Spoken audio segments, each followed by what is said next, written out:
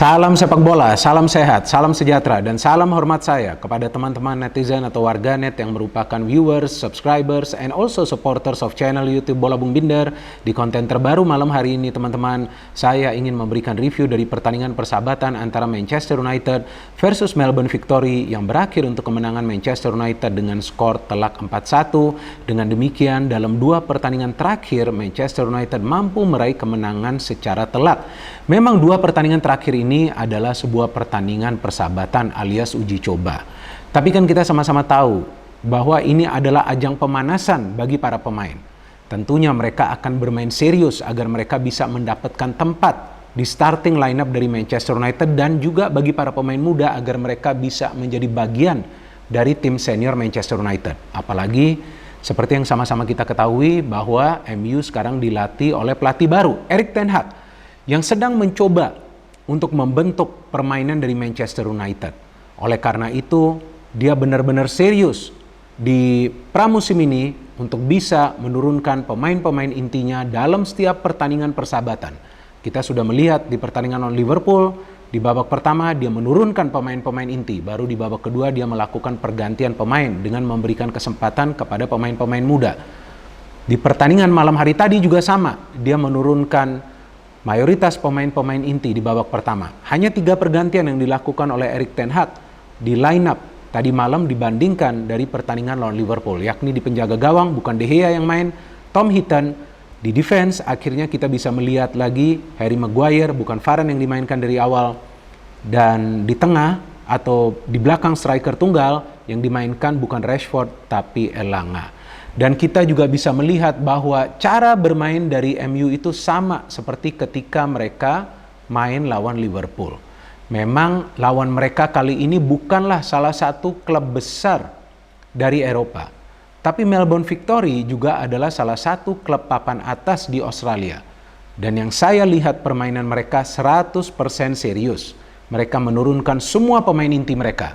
Tapi ya memang terlihat mereka kalah kecerdasan. Terlihat para pemain MU jauh lebih pintar untuk bisa berkembang ketika mereka lebih banyak melakukan passing dan juga pergerakan tanpa bola. Sehingga MU yang mendominasi jalannya pertandingan ini. Mereka bisa mencetak total 4 gol dan mendapatkan 5 hingga 6 peluang lagi untuk mencetak gol. Sayang saja finishing dari para pemain MU belum bagus. Dan saya pikir finishing mereka nanti akan lebih bagus lagi jelang musim kompetisi yang akan dimulai di bulan Agustus.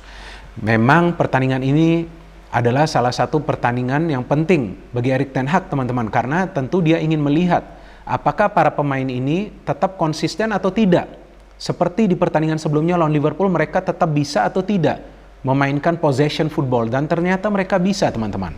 Memang lagi-lagi nih saya ulangi, ini bukanlah lawan MU, bukanlah salah satu klub besar dari Eropa, tapi kita juga perlu melihat cara bermain dari Manchester United. Rapi banget. Sedikit sekali kesalahan yang dilakukan oleh para pemain. Ada satu oleh Eric Bailly di babak kedua yang dia salah passing. Tapi sisanya saya melihat di sisa pertandingan, para pemain MU itu bermain rapi. Dan gol-gol yang bisa mereka hasilkan itu adalah dari proses kerjasama. Dan kita juga bisa melihat pemain seperti Fred dan juga McTominay yang turun dari awal terlibat aktif dalam urusan membangun serangan dan juga bertahan. Artinya kolektivitas di antara para pemain MU mulai mencair. Dan itu sangat penting karena musim lalu kita tidak melihat kerjasama yang baik di antara para pemain MU. Dan yang sangat disayangkan justru Ronaldo tidak ikut kan di tour dari Manchester United. Sebelumnya ke Bangkok dan kali ini kan ke Australia. Karena sebetulnya Ronaldo ini wajib ikut teman-teman tour ini karena juga dia perlu memahami konsep permainan dari Erik ten Hag. Sekarang dia kan nggak ikut nih tour. Terus kemudian dia tetap stay di Manchester United. Bisa atau tidak nanti dia langsung nyetel? Belum tentu juga. Jadi sangat disayangkan dia tidak ikut tour ini. Ya memang alasannya sih adalah karena ada urusan keluarga. Dia juga tidak ikut latihan. Nah ini salah satu poin yang perlu dipikirkan nanti teman-teman. Apakah nanti dia bisa atau tidak tune in? Karena dia tidak latihan sama rekan-rekannya mengikuti latihan dari konsep latihan dari Erik ten Hag. Dia juga tidak bermain di pertandingan-pertandingan persahabatan. Tentu akan sulit bagi Cristiano Ronaldo untuk langsung nyetel. Justru saya melihat pemain seperti Martial, Rashford, Elanga, Sancho, mereka sudah nyetel. Bruno Fernandes mainnya rapi, gak egois, dia lebih sering membagi bola daripada berupaya untuk mencetak gol. McTominay, Fred mainnya rapi, Dan kita lihat di pertahanan, Luke Shaw dan juga Dalot saya melihat naik turunnya stabil, sehingga memang mereka terlihat begitu perkasa. Ya memang sih lawannya terlihatlah kalah kelas ya. Tapi saya melihat bahwa para pemain Melbourne Victory benar-benar berupaya untuk melakukan pressing. Cuma memang mereka lebih banyak menunggu di belakang lini tengah, sehingga itu juga menyulitkan mereka untuk melakukan counter pressing. Dan saya melihat konsep permainan dari Erik ten Hag ini mengandalkan passing untuk possession dan mengandalkan pressing untuk mengambil kembali possession dari para pemain tim lawan. Jadi 3P ini ya teman-teman, passing untuk menguasai jalannya pertandingan, dan kemudian ketika mereka kehilangan penguasaan, para pemain akan melakukan pressing dan kembali menguasai jalannya pertandingan. Jadi ya kita sudah bisa mulai melihatlah bayangan dari konsep permainan Erik ten Hag. Bagi saya sangat menghibur menonton pertandingan dari Manchester United tadi malam. Saya melihat para pemain itu bermain dengan konektivitas yang sangat baik di antara satu sama lainnya. Jadi jarang banget saya melihat ada miss passing. Jalannya pertandingan jelas Manchester United itu mendominasi jalannya pertandingan, tapi mereka kecolongan kan ketika Melbourne Victory bisa membangun serangan melalui through pass, mencetak 1 gol. Tapi kemudian mereka cepat bangkit. Dan sebetulnya juga McTominay mendapatkan banyak peluang sebelum dia mencetak gol. Sebelum akhirnya dia bisa mencetak gol, deflected ya, tendangan dari McTominay dan menjebol gawang dari Melbourne Victory. Saya melihat bahwa Sancho, Bruno lebih banyak bekerja sama ya dibandingkan Elanga dengan Bruno. Sepertinya Elanga tidak mendapatkan porsi permainan di sebelah kiri teman-teman. Tapi Dalot, Sancho dan Fernandes ini permainannya rapi banget. Dan kemudian setelah itu Martial bisa mencetak gol, membawa MU unggul menjadi skor 2-1 ketika ada kerjasama antara Bruno, Sancho, kemudian ke Dalot cutback, terkena Elanga dan di sana ada Martial. Di babak kedua, seperti di pertandingan lawan Liverpool, Erik ten Hag mengganti semua pemain outfield. 10 pemain diganti. Dia memainkan pemain-pemain muda dan juga ada beberapa pemain senior lainnya. Memang Donny van de Beek saya belum melihat sih ada kontribusi yang bisa dia berikan dalam 2 pertandingan persahabatan terakhir ini. Saya pikir dia harus bisa menyetel secepat mungkin ya, karena juga dia adalah salah satu pemain yang tentu nanti diandalkan oleh Erik ten Hag, apalagi jika Frankie de Jong tidak gabung ke Manchester United teman-teman.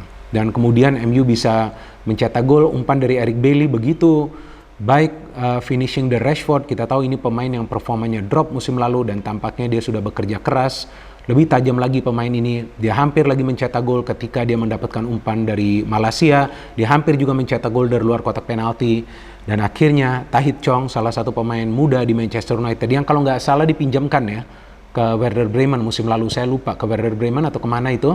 Nah akhirnya dia yang bisa melakukan pergerakan tanpa bola, coba untuk memberikan crossing ke tengah kotak penalti, tapi terkena salah seorang pemain dari Melbourne Victory sehingga mengubah skor menjadi 4-1. Ini adalah kemenangan yang memang diperlukan oleh para pemain dari Manchester United teman-teman, agar confidence mereka lebih tinggi lagi. Karena kita tahu musim lalu adalah musim yang buruk bagi para pemain Manchester United. Dan sekarang sepertinya ada angin segar bagi mereka dengan konsep permainan dari Erik ten Hag yang terlihatlah mereka bisa cepat pahami. Ini kan beda jauh dari konsep permainan Ralf Rangnick. Kalau ketika Ralf Rangnick itu saya melihat para pemain MU lebih banyak berlari, coba untuk melakukan pressing, tapi passing dan possessionnya tidak seefektif ketika sekarang sudah dilatih oleh Erik ten Hag. Ya, kita tunggu saja nanti pertandingan selanjutnya dari Manchester United. Saya membuat konten ini karena saya baru saja menonton pertandingan ini. Kita bisa nonton pertandingan ini kan di salah satu akun fans club dari Manchester United di IG dan juga di YouTube ya teman-teman, tahulah selalu tersedia link untuk pertandingan-pertandingan dari Manchester United, Liverpool atau juga pertandingan dari klub Liga Inggris lainnya di IG atau juga di YouTube. Dan saya nonton dan saya menikmati jalannya pertandingan karena saya melihat passing di antara para pemain MU sangat rapi teman-teman. Dan saya berharap ya MU bisa bermain seperti ini nanti ketika Liga dimulai. Memang Liverpool seperti yang saya katakan di konten pertandingan antara MU lawan Liverpool, bahwa Liverpool kurang serius, tapi Melbourne Victory serius dan ternyata mereka dihancurkan oleh Manchester United. Luis Nani mantan pemain MU juga turun tapi tidak bisa berbuat apa-apa. Ya, kita tunggu nanti pertandingan selanjutnya dari Manchester United. Jika saya nonton, tentu saya akan membuat review dari pertandingan tersebut. No hate, no politics, only football. Salam sepak bola.